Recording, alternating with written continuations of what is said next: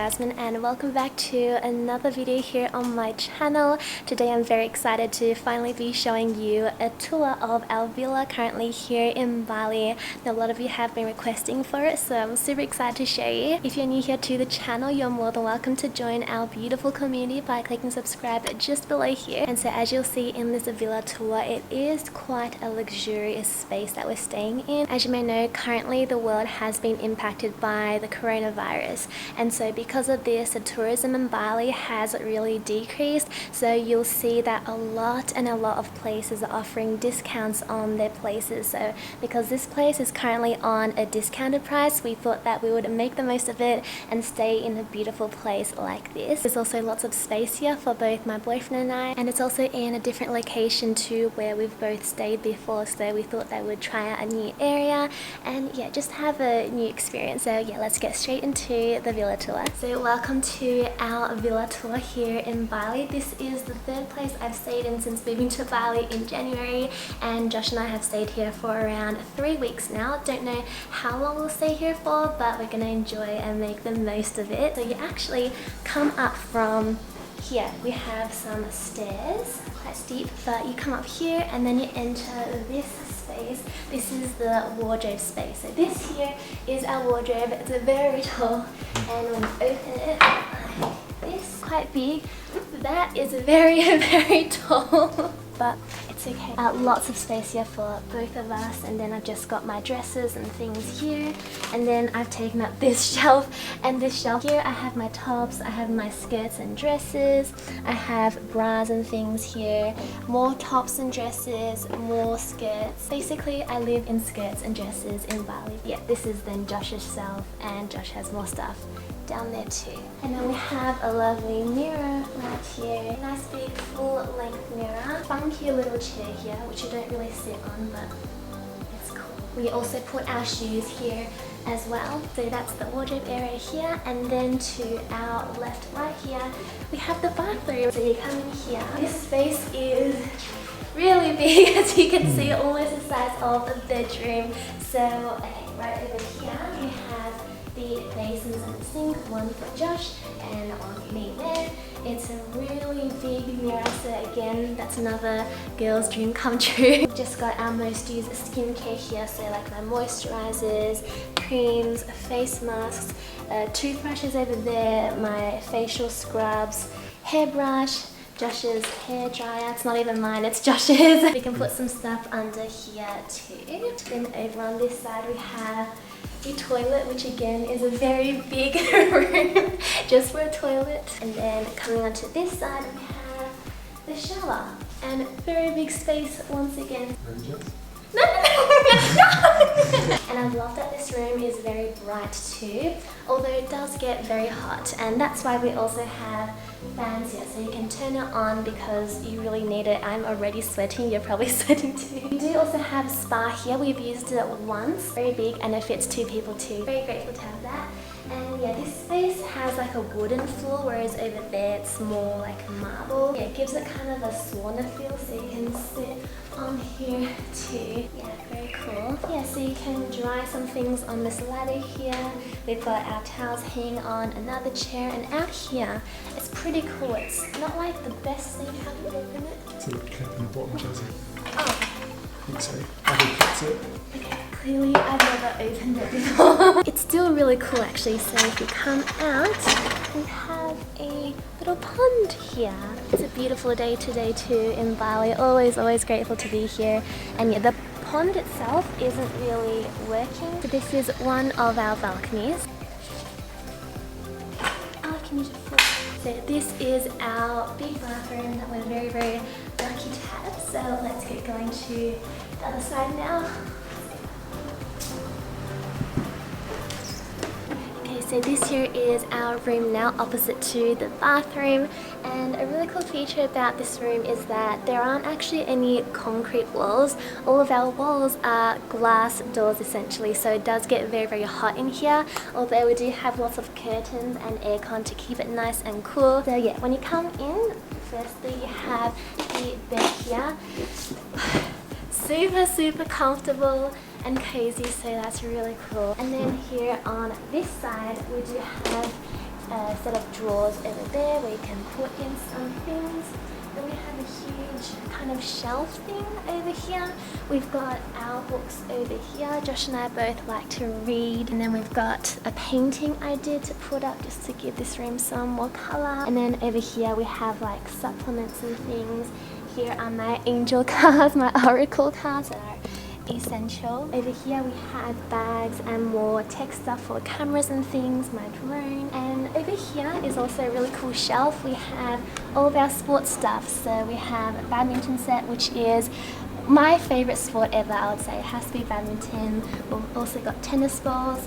What's this called? That's a nerf, that one. Ah, a nerf, yeah. So Josh and I like to throw this around just to keep fit and exercise in our space outside. And also this place has a really cool black rug here. The floor of our room is all wooden as well, so it gives it a nice cooling feeling in this Bali heat. And then my absolute favorite part of the room is the full body mirror we have right here. Another girl's dream come true. It is really, really big and great for taking like mirror selfies. The Jasmine Lipska stand. Do it better than Jasmine Lipska. We shall see. 1, 2, 3. That's the well.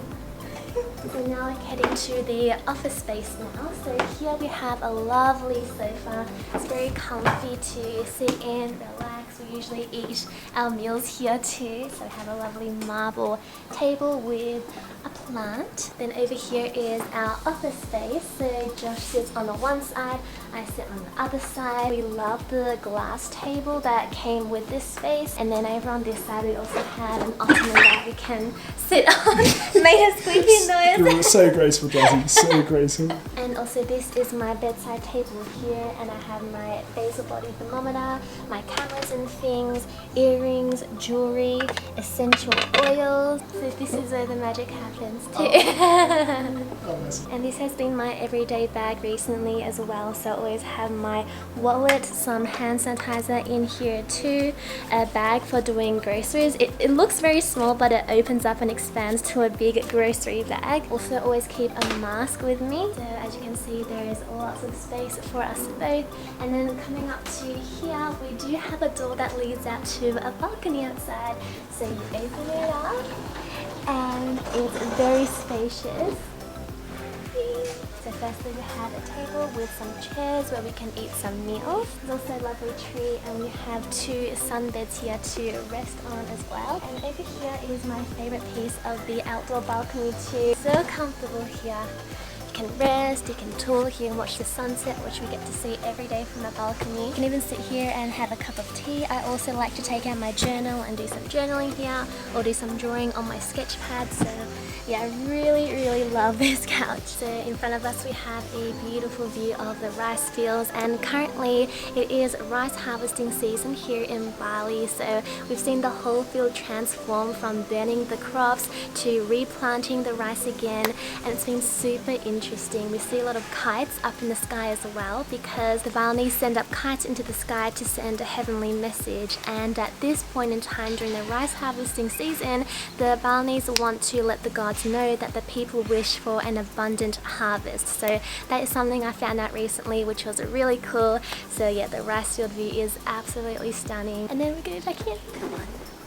And yeah, this is a tour of our villa space. So I hope that you enjoyed the tour, and now I'm going to be answering some of your most frequently asked questions about this place and housing in general in Bali. A lot of you have been asking why we moved, and it was a sudden decision, but both Josh and I just felt that the last villa we stayed in wasn't energetically aligned with us, and we wanted a bit more space in the bedroom so that we could also have a desk to work at. Both Josh and I are empaths, so we're very sensitive to our environment. Another really commonly asked question is how much we're paying per month for rent in this place, and so originally the price is 20 million per month, but due to the discount because of the corona we are paying 12 million per month. And we do feel that we're getting a lot of value out of this place as well, because not only is the space really big, but also we have a lovely pool as well and a nice kitchen that we share with our housemates downstairs too, all very spacious. So yeah, that's definitely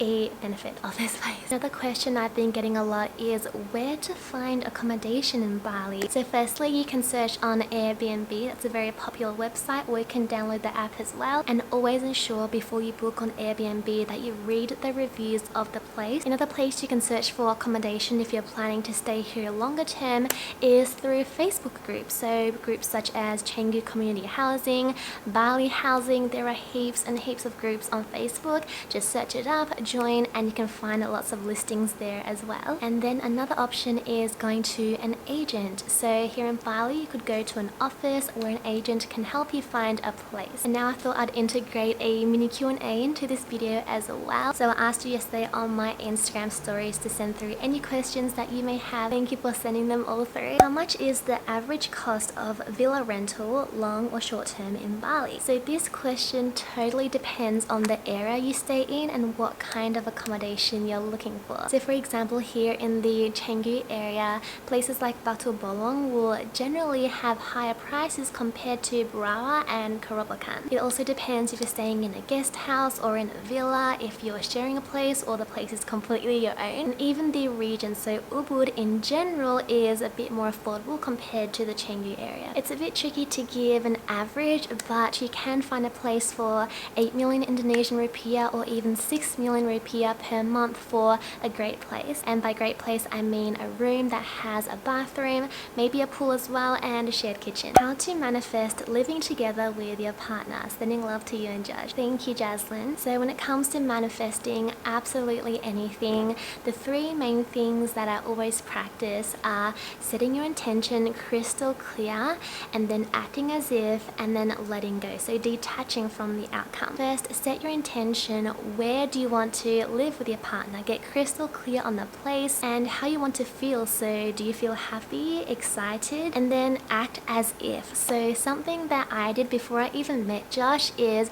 on my bed, and my bed is a single king bed back home in Melbourne. I would deliberately sleep on one side so that I created space for my future boyfriend, which is now Josh, to sleep on the other side. And I even made space in my wardrobe for his clothes. I know it sounds funny, but it definitely works. You could even start buying things for the house to show the universe that you are really serious about creating this in your life. So you could buy Tupperware, plates, spoons, things for the kitchen, things for the bathroom, for the living room. Show the universe that you are prepared. And then just let go of the outcome. So you've set your intention, you know what you want. Now let go of the details, let go of when it's going to happen, how it's going to happen, and let the universe work it all out for you. You've just got to take inspired action. How to stop overthinking the past. The past is the past, and we've got to acknowledge that we cannot change what happened in the past.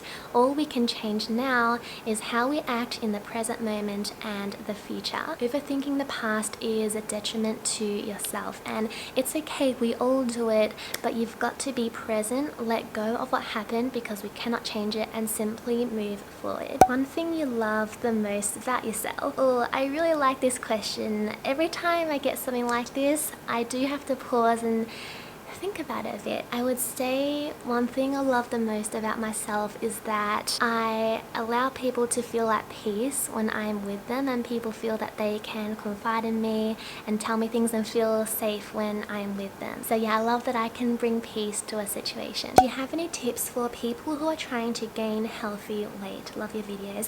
Thank you so much. Firstly, I'll definitely recommend that you listen to one of my recent podcast episodes. I can leave a link to that in the description box. So over the past year, I definitely gained a lot of healthy weight back because I was very underweight for many years during my eating disorder. And the few things I did to gain healthy weight was firstly, let go of comparing myself. Know that your body is unique. Don't compare it to anyone else's, and trust in the wisdom of your body. So listen to your intuition and give your body foods that you know is nourishing. Your body is wise and intelligent. It knows when it needs more nourishment and foods, and it also knows when it needs a break. I'm not a nutritionist, so I definitely recommend that you see a doctor or other professional for more advice on how to gain a healthy weight for your body type. But I also ate lots of wholesome fats such as avocados and peanut butter, and even adding seeds like chia seeds into my oatmeal. Other than that, I didn't really do anything else intentionally to gain weight. It just happened because my body needed to.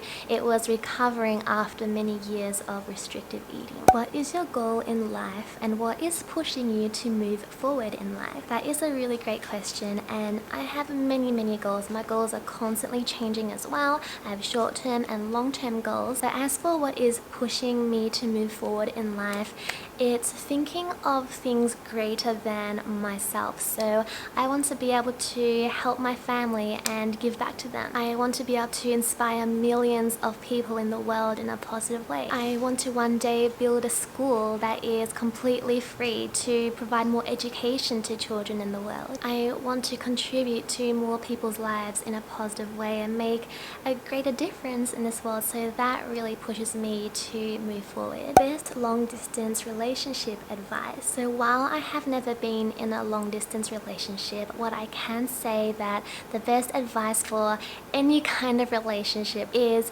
practice crystal clear communication. A successful, happy, healthy relationship thrives off communicating clearly to one another, expressing your feelings, letting the other person know how you're feeling, your thoughts, so that you don't cause assumptions or misunderstandings. Do you sometimes miss life in Australia? Yes, I do. I have felt homesick.